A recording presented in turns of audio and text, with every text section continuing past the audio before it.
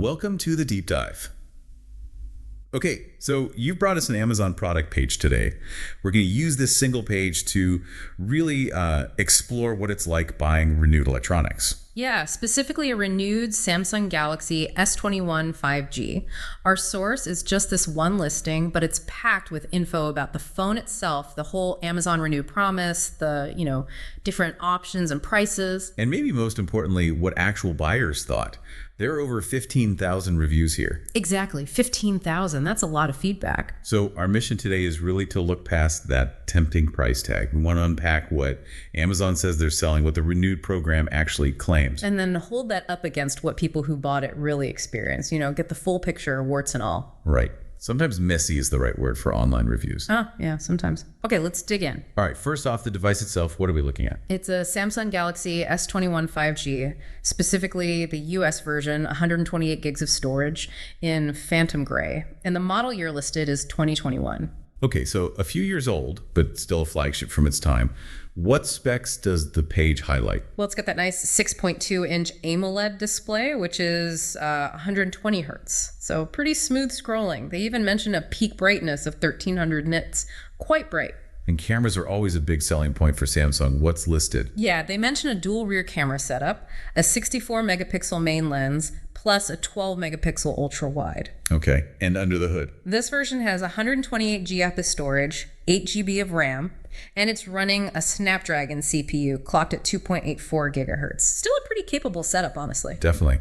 Any hardware quirks or things the page calls out that people should know? Yes, two big ones that always come up with this era of phones. First, no traditional headphone jack. Right. USB-C or Bluetooth only. Exactly. And second, no micro SD card slot for expanding storage. So that 128 GB is what you get internally. Good to keep in mind if you hoard photos or apps. Definitely. It does have an ultrasonic fingerprint reader built into the screen, which the listing says is fast and accurate. Okay, so what actually arrives in the box when you buy this renewed phone? According to the listing, you get an adapter and a USB cable. But, and this is important, it says these accessories may not be original, but will be compatible and fully functional. So don't bank on getting that official Samsung charger brick or the original cable, just something that works. Pretty much. You get the essentials to charge it up, but maybe not the premium branded stuff. Okay, that makes sense for renewed. Now let's talk about the program itself. Amazon Renewed. What does the page say it is? It defines it as a, quote, trusted destination for products that are inspected, tested, and refurbished as necessary to be fully functional by Amazon qualified suppliers. Sounds quite thorough, doesn't it? It does sound reassuring. What are the supposed benefits? They list three main things. Quality you can afford, basically, saving money. Then products you can trust because of that inspection and testing they mentioned. And finally, purchases with an impact, the idea that you're expanding the life of the device, reducing e-waste, the sustainability angle. Okay, those are the selling points. But that inspected claim, does it mean it looks brand new? Or just that it turns on? How much variation is there really? That is the million-dollar question with anything renewed, isn't it? The listing does acknowledge this by mentioning 4 cosmetic conditions: premium, excellent, good, or acceptable. Okay, so functionally, they say it's restored to factory settings. Yes, functionally restored. But how it looks, scratches, scuffs, that kind of thing, that depends on which tier you buy. And what if it arrives and it's, not what you expected or doesn't work right? Is there any backup? The page says the purchase is eligible for Amazon Renewed coverage, and that works alongside Amazon's standard return policy and their A to Z guarantee. Right, the A to Z guarantee.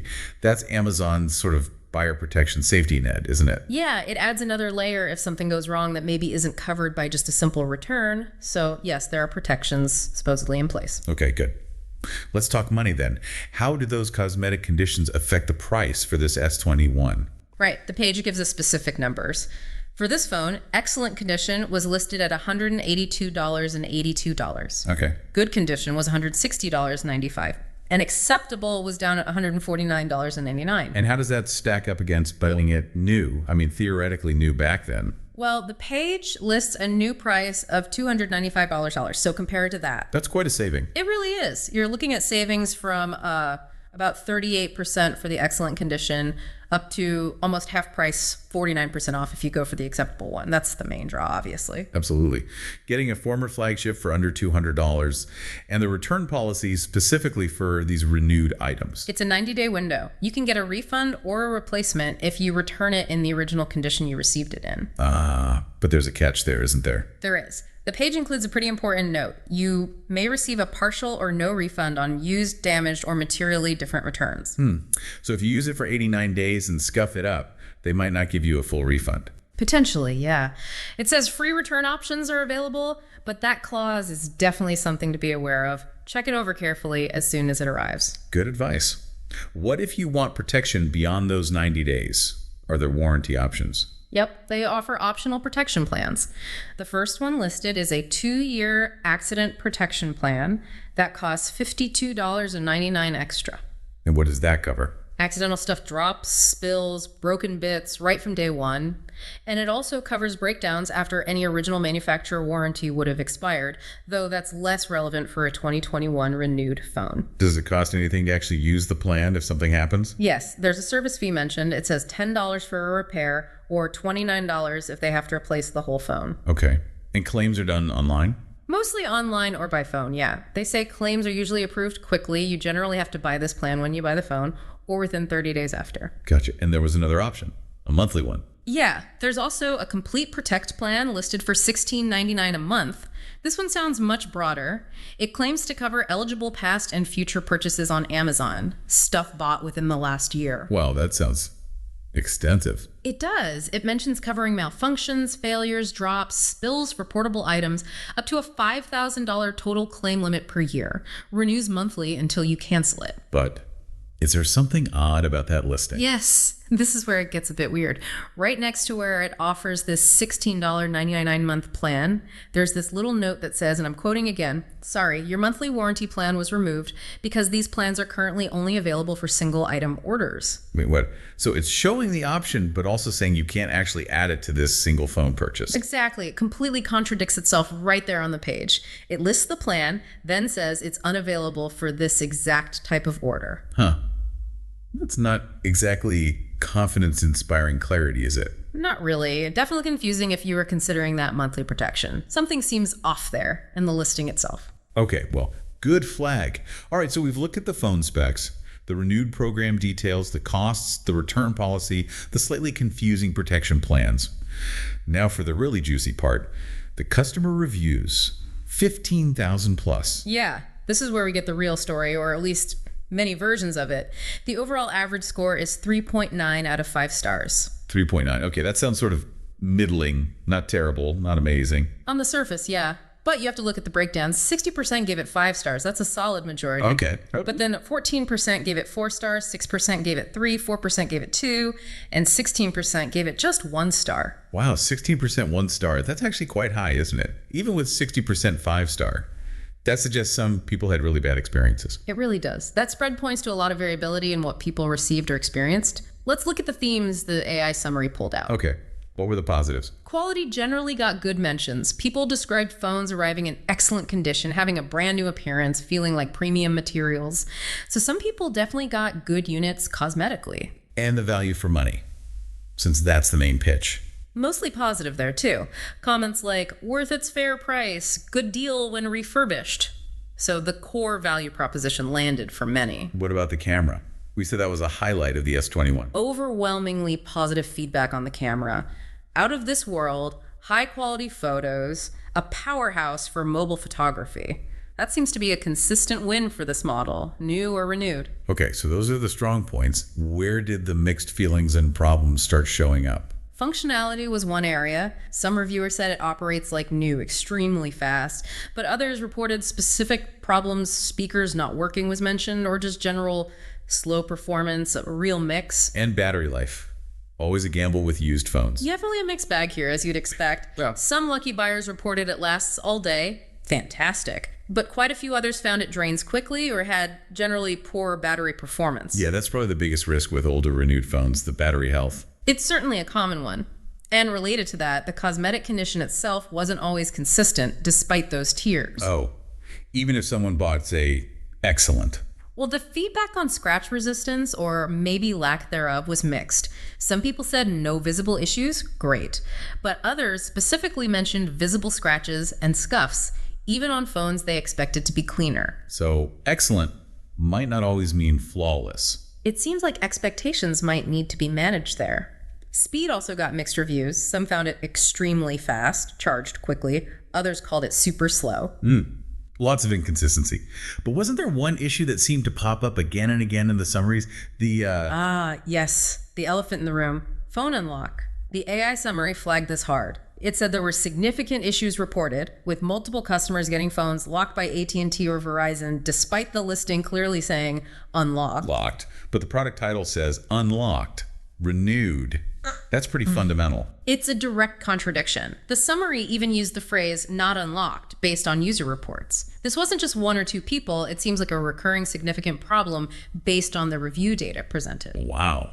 Okay, let's add some human voice to these summaries. Did the longer reviews give more detail? Yeah, there were some good ones. One reviewer did a nice comparison with other brands. They liked the S21's hardware feel, the fingerprint reader speed, the camera flexibility, although they realistically noted the 100x zoom is more of a gimmick. They also liked the smooth screen and some unique Samsung features like the sound profile customization and the Windows integration. But they must have had criticisms too. Oh, yeah. They echoed the main complaints. No headphone jack, no SD card, no charger in the box, and they weren't fans of Samsung's software bloat or UI choices. A balanced take. Okay.